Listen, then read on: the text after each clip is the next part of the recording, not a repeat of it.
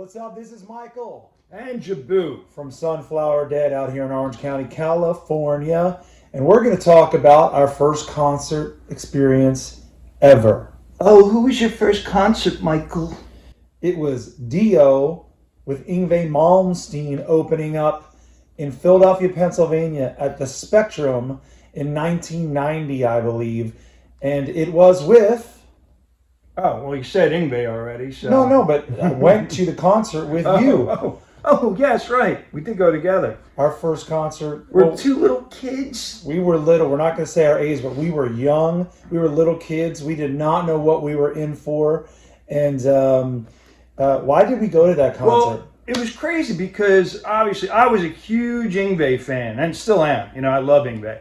And I saw he was coming to concert. Do you like donuts? Do you like donuts? I don't eat donuts. But yeah, so I saw Yngwie was coming to town, and I'm like, well, Dio's the headliner. So the only thing I knew about Dio, like I said, we were little kids. I had this Guitar World magazine or whatever, and it was all about Dio and everything. It was like, wait, he was in Sabbath? This is how young we were, okay? Don't judge. We were young. He's like, oh my God, he was in Sabbath. He's dark. He does all the metal horns. This has got to be great. And it was badass. I think that was his last arena tour, too. On his own. Yeah, on his own. It was the Lock Up the Wolves tour, I believe. Oh, man. 1990. And he had that young guitar player, Rowan Robertson. Yeah.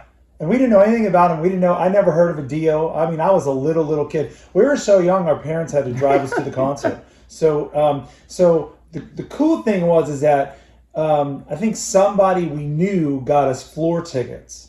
But since we had never been to a concert and we were like little boys, we gave our tickets to the usher and he walked us down to the floor and he walked us right to the front row of the Spectrum, the arena, and sat us down right in front of the speakers, the PA system. And for two little kids that had never been to a concert that were just kind of getting into heavy metal and rock and all that stuff, this was like mind-blowing to us. It's like being in like a movie where you're literally standing in front of the PA speakers, and we were like, what are we going to do? This is going to be so loud. We thought we hit the lottery, though, because literally, I think I bought the tickets. I bought them 3 days before the show, and I'm like, how do we get front row tickets? I know, and we did. We got front row tickets.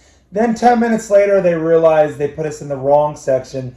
We were just one section back on the floor in the front row. Not today. Not today, yeah. So we still had great seats and we had nobody in front of us, but we weren't in the front row. Yeah. But that was cool because it was our first concert ever, and it introduced us to Dio, who we ended up falling in love with, and to this day we're huge Dio fans. I even went to his funeral thing up in Los Angeles, and Dio's been huge.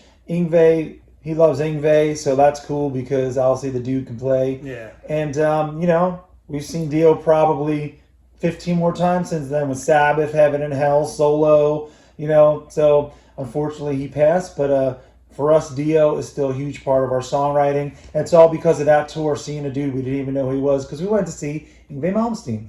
Yeah, and it's cool, too, because, there's such a natural progression from...